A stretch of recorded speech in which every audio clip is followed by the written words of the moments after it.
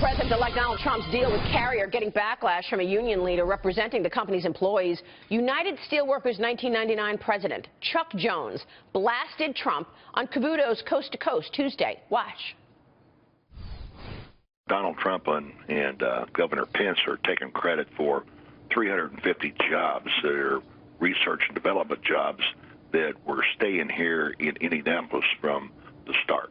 I think people would feel a lot better if our tax dollars were going to try to save a company maybe that was struggling. But, you know, they're uncomfortable about a highly profitable company. And with that, Trump fired back on Twitter yesterday. He wrote, Chuck Jones, who is president of the United Steelworkers 1999, has done a terrible job representing workers. No wonder companies flee the country. If United Steelworkers 1999 was any good, they would have kept those jobs in Indiana. Spend more time working, less time talking. Reduce dues. Joining us right now is White House correspondent for the Washington Examiner, Gabby Morrongiello. Gabby, your reaction. Well, vintage Trump is back, certainly, and I think we're seeing that with these tweets last night. Unfortunately for him, I think this Twitter storm is going to take something away from the positive coverage that he's been getting for these cabinet appointments.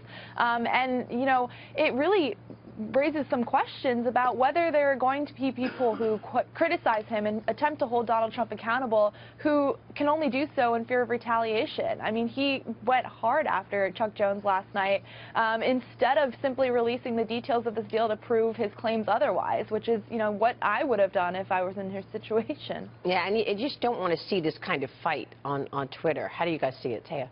Well, I mean, I feel like on the one hand, I don't want to see that kind of fight, but on the other hand, I think that's why he got elected, because people are appreciating the fact that they're not just hearing the same old, and, oh, the union says this, and then we quietly, tactfully respond. We want to say, you know what? We understand that the workers don't always like their union, and we understand that you're actually in direct competition with the president.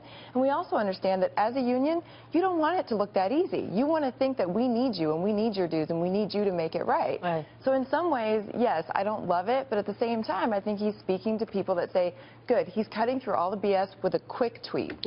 I think there's also he really understands the modern media and communication and how he can pretty much so effectively cut out all the layers of the news that gets in between him and the message he wants to deliver. Yeah. I mean, it is not what you'd call presidential in terms of the way prior presidents have communicated, but this may be what is presidential going forward because it's a more effective way to get your message out. Yeah.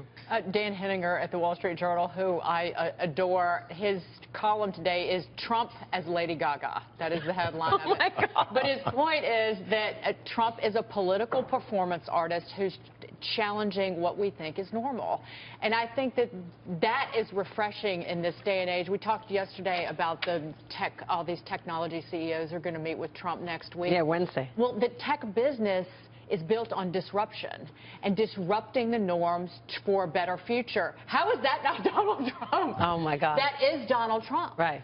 And so if down the road, if he delivers on his broad promises, the kind of performance art that we see day to day is, hey, it's entertaining. Yeah, it sure is.